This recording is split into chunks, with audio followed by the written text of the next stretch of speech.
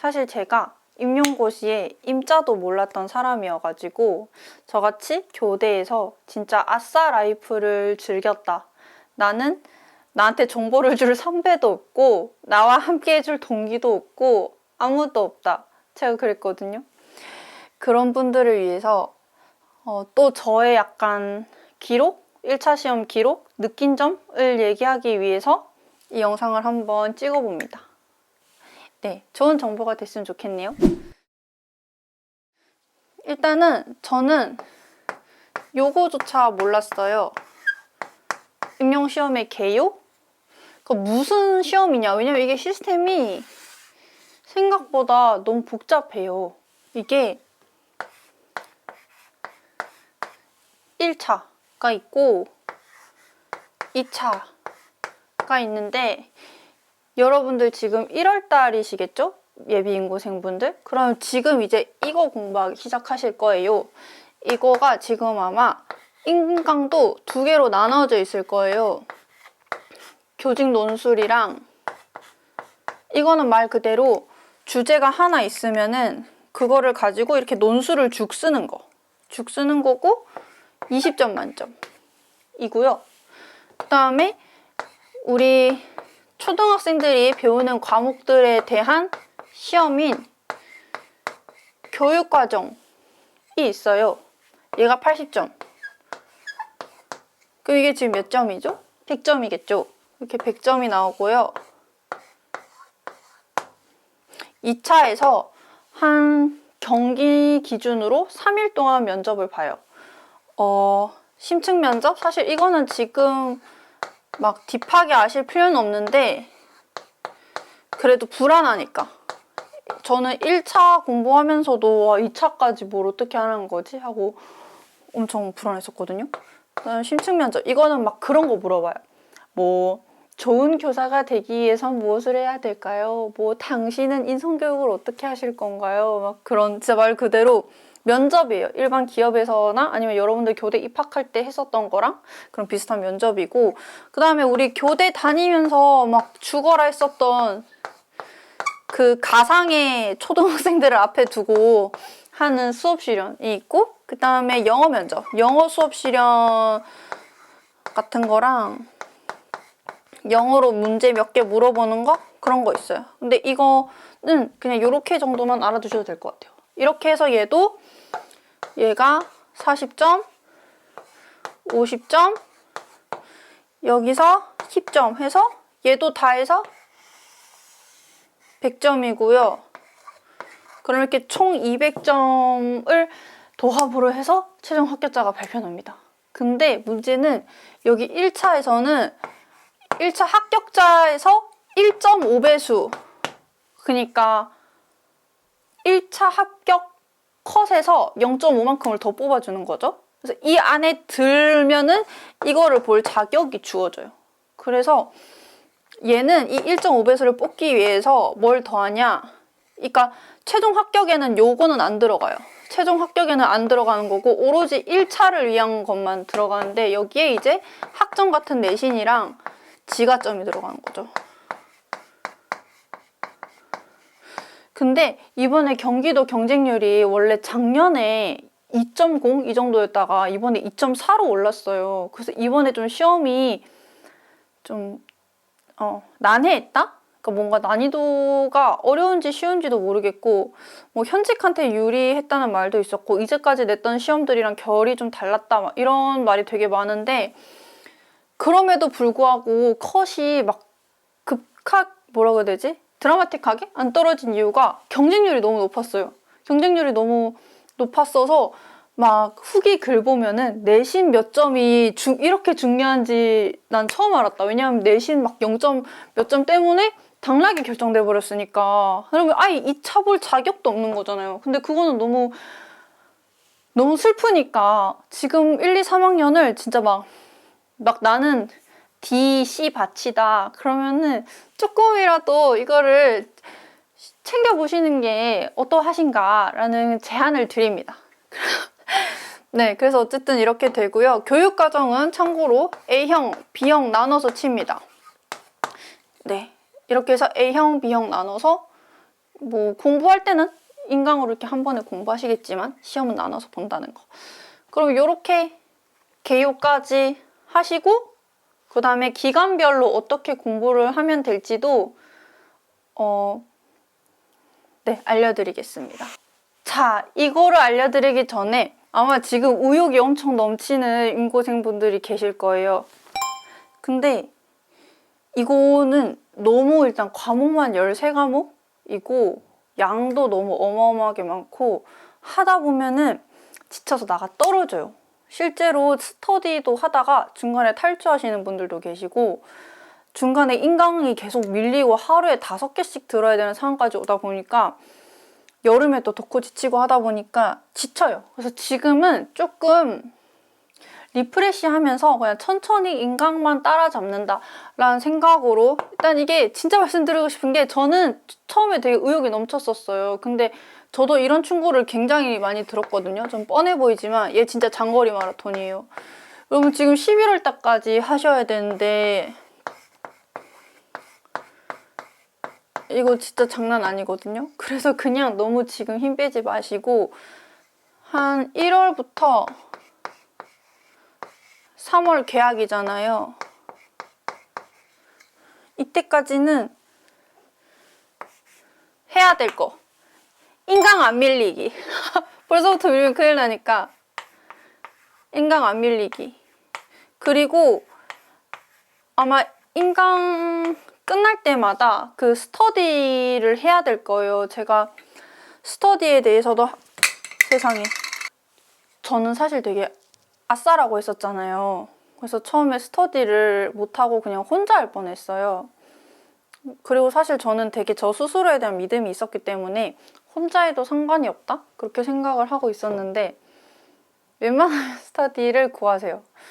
막 인강 사이트나 카페에서도 모르는 사람들이랑도 스터디 할 수 있으니까 진짜 작은 인원으로라도 스터디를 돌리시는 게 좋습니다. 지금은 그냥 인강 안 밀리게 들으면서 혼자 하셔도 괜찮은데 적어도 3월 전까지는 뭐 인터넷을 통해서든 뭐 동기들한테 부탁을 해서든 꼭 스터디가 있으셔야지만 자기가 외운 거를 아웃풋할 수가 있어요. 그러니까 이 공부의 특징이 인풋이랑 아웃풋이 있는데 인강을 통해서 인풋을 하겠죠?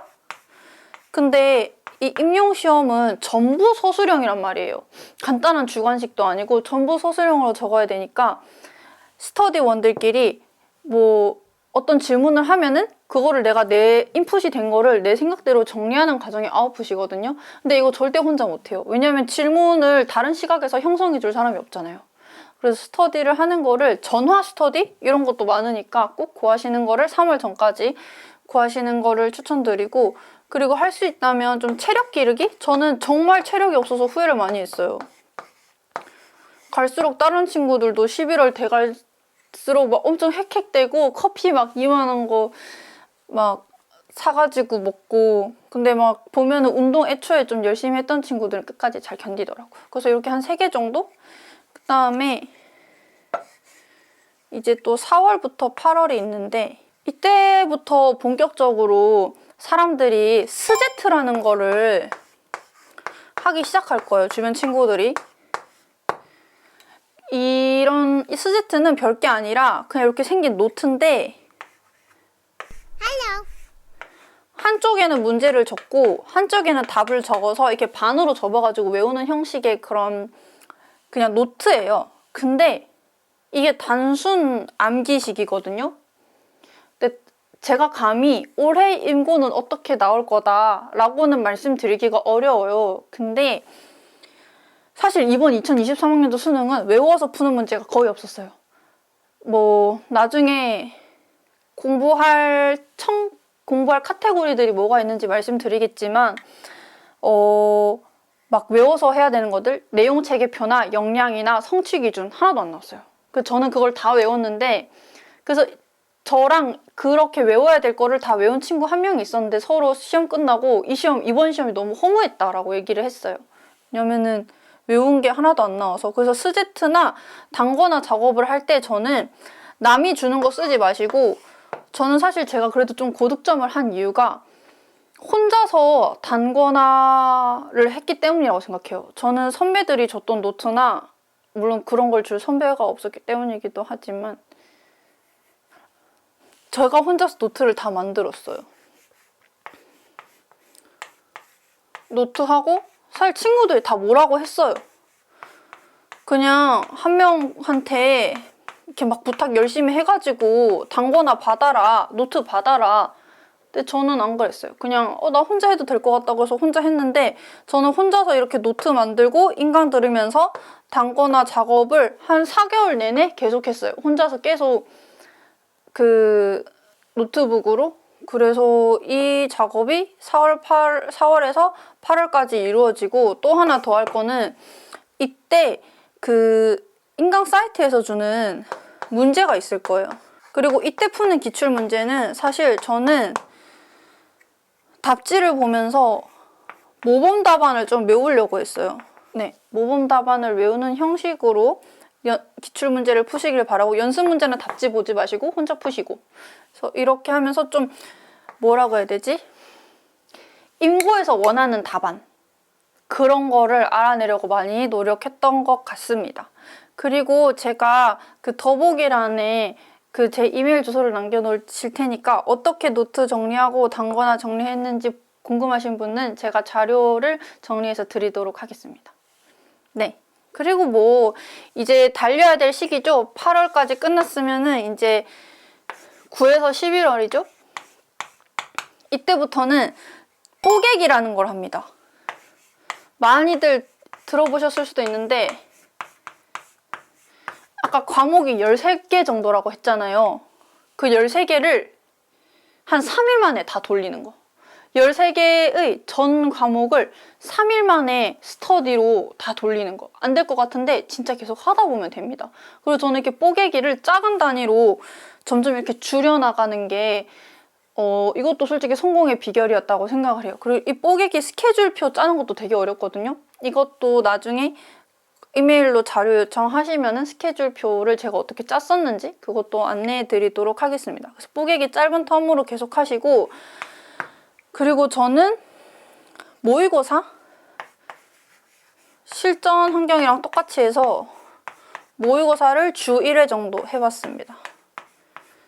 뭐 사설 모의고사 중에 솔직히 퀄리티는 다 비슷한 것 같아요. 퀄리티는 다 비슷한데 그냥 실전 감각을 익힌다? 뭔가 아웃풋을 더 많이 해본다? 그런 느낌으로 이렇게 했고 또 기출이랑 연습 문제는 제가 자료를 받아가지고 막 다양한 걸로 엄청나게 한 과목당 저는 한 300문제는 푼 것 같아요. 한 300문제는 풀어봤었고 기출도 3회독은 했었어요. 300문제 3회독. 그러니까 문제를 엄청 많이 풀었죠.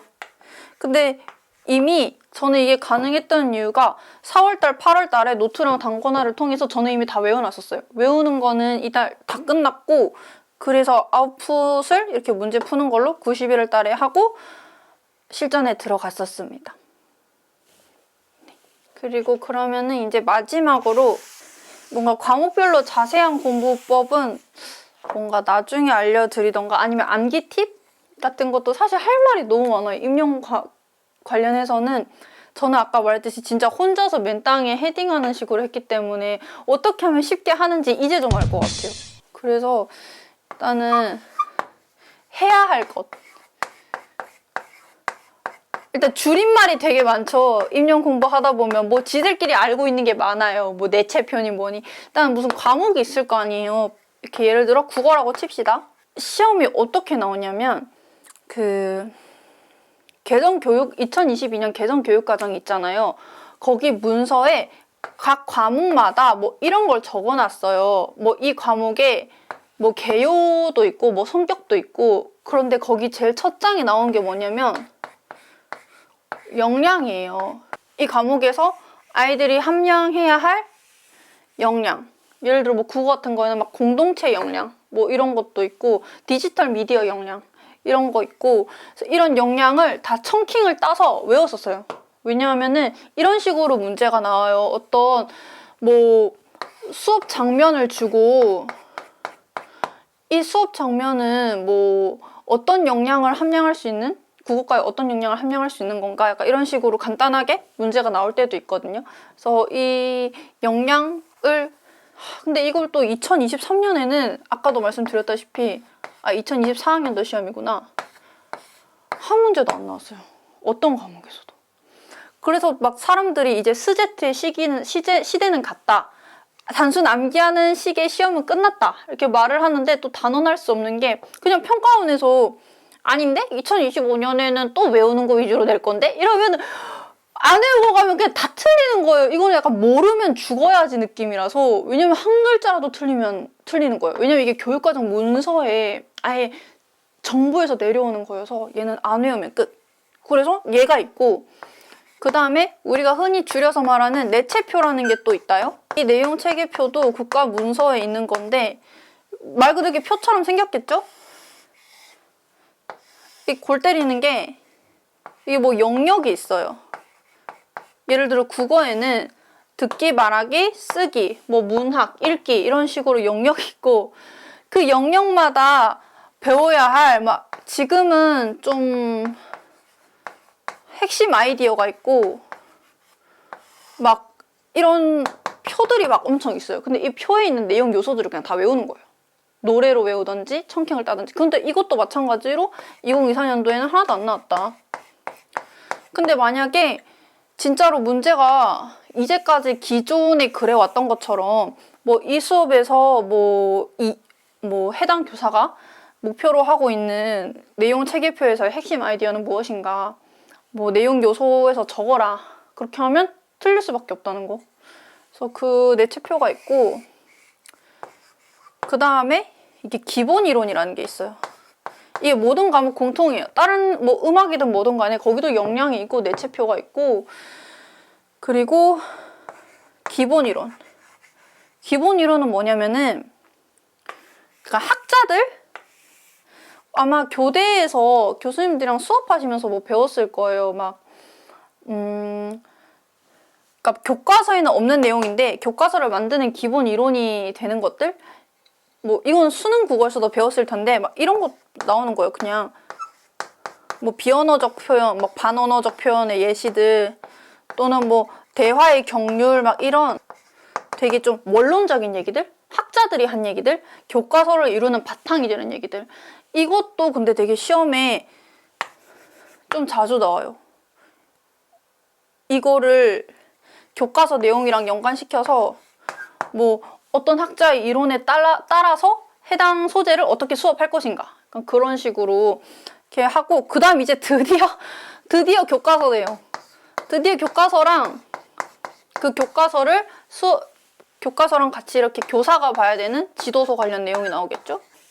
이거는 아마 인강 사이트에서 좀 기본적으로 다루는 내용들일 건데, 저는 여러분들께서 아마 학교 도서관에 가면 진짜 교과서랑 지도서가 있을 거예요. 요거를 보면서 좀 익숙해지시길 바래요. 왜냐면 실제로 여기 소재에서 따와가지고 문제가 나오는 거기 때문에.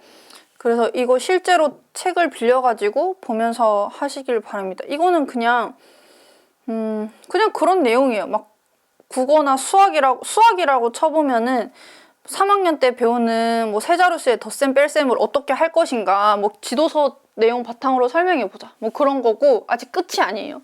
그리고 이 교과서 지도서에 따른 성취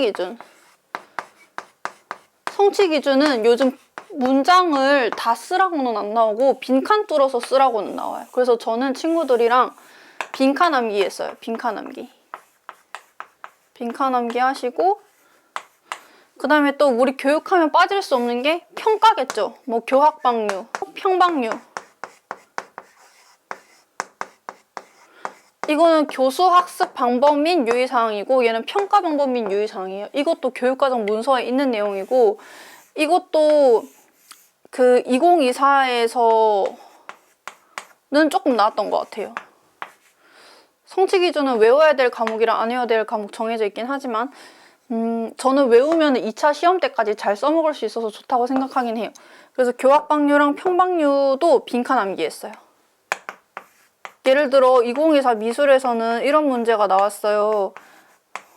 뭐 해당 교사가 뭐 미술과 교과의 교학방류랑 평방류에 근거하여서 뭐 이 수업을 어떻게 지도하여야 하는가 그리고 물어보는 서술형 문제가 나왔었고, 그래서 해야 될 게 정리하자면 이렇게 해요. 역량, 내체표, 기본이론, 이런 학자들 의견 같은 거, 그다음 교과서랑 지도서 지금 인강으로 보시는 걸 테고, 그다음 성취 기준 빈칸 암기하셔야 되고, 평가에 관한 것도 빈칸 암기하셔야 되고, 다 문장이거든요. 이렇게 하시면 됩니다. 네, 끝났습니다. 도움이 됐는지 모르겠네요. 구독과 좋아요 해주시면은 더 좋은 임용 정보들 들을 수 있도록 노력하겠습니다. 다음 시간에 봅시다. 정리해보니까 진짜 나 열심히 한 것 같다. 어떻게 다 했지? 끝! 밥 먹을래요. 예비 인고생 여러분들 힘내세요.